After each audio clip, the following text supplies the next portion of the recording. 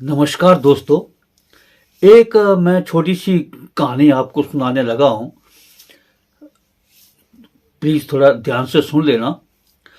एक कहावत है कि दाने दाने पे लिखा है खाने वाले का नाम।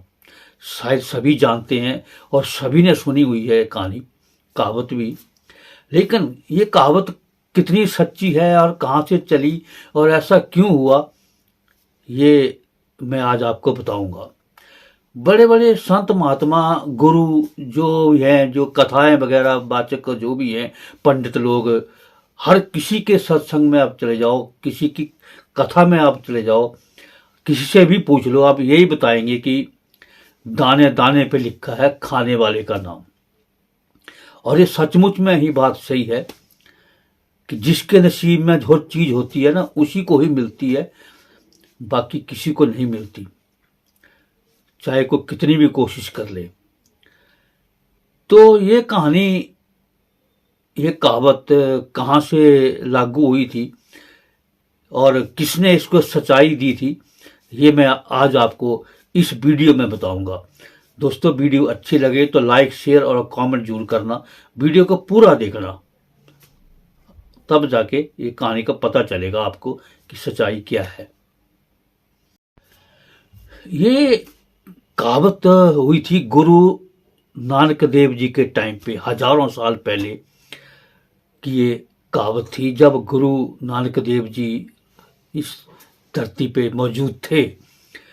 तो उन्होंने अपने बड़े प्रिय शिष्य जो उनके थे मर्दाना, उनके साथ इस कहावत को साझा किया था। उसके बाद ये कहावत जो है आगे चलती गई, बुजुर्ग लोग भी इस कहावत को बताते हैं। तो हुआ यूं था कि जब सुबह सुबह गुरु नानक देव जी अपने प्यारे शिष्य मर्दाना जी के साथ सुबह सुबह शहर को जा रहे थे, तो चलते चलते वो खेतों में जैसे ही आगे जाते गए तो वहां खेत बोए थे, उनमें मक्की बोई हुई थी खेतों में।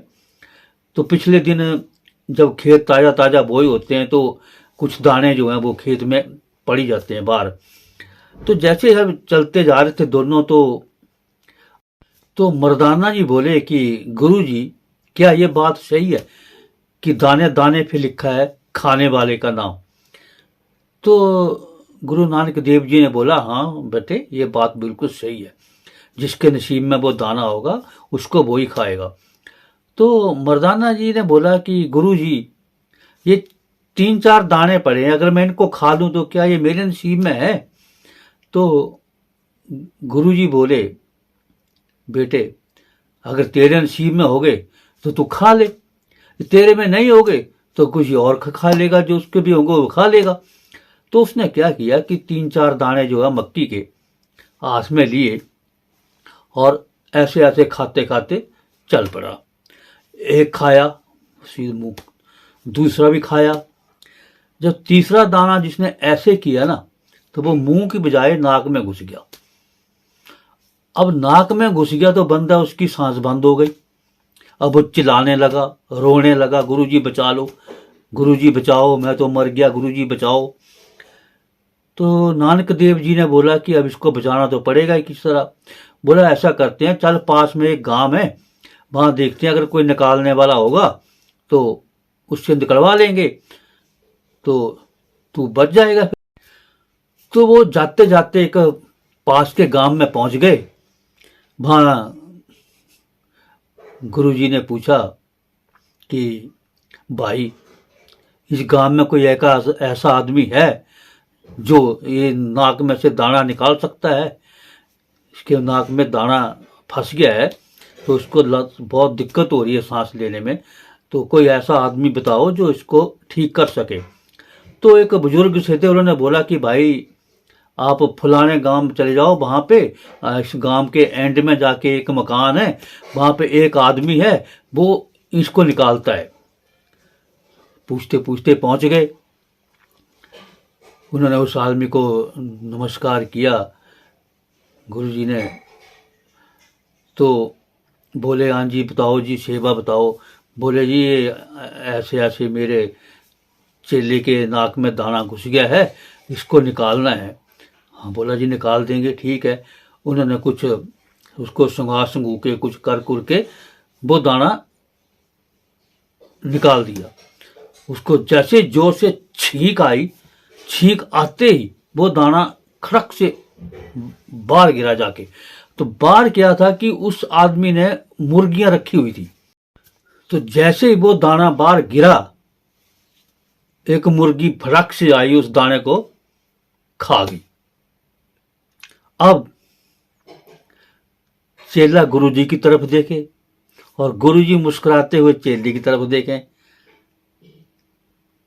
बोले बेटे मैंने क्या बोला था, जो जिसके नसीब में होगा उसको ही मिलेगा। तूने 3 दाने उठाए, 2 तो तू खा गया और तीसरा इस मुर्गी के नसीब में था, उसे मिल गया। ये सुनते ही मर्दाना जी गुरु जी के चरणों में पड़ गए, माफी मांगने लगे, रोने लगे, गिड़गिड़ाने लगे। गुरु जी मुझे माफ कर दो, मैंने बहुत बड़ी गलती कर दी, जो आपके ये सब परीक्षा टाइप हो गया। तो इसीलिए कहते हैं कि दाने दाने पे लिखा है खाने वाले का नाम। वो 2 दाने उसके नसीब में थे और तीसरा इस मुर्गी के नसीब में था। इस गांव में वो मुर्गी थी, वहां जाके वो दाना निकला और उस मुर्गी ने उसको खाया, तो वो उसके नसीब की चीज थी, वो उसी को ही मिली। इसलिए बाला हाथ पैर मत मारो, जो नसीब में होगा वो दौड़ के आएगा, जो नहीं होगा वो पास में से चला जाएगा। वीडियो अच्छी लगे तो लाइक और शेयर जरूर करना। थैंक यू दोस्तों, धन्यवाद।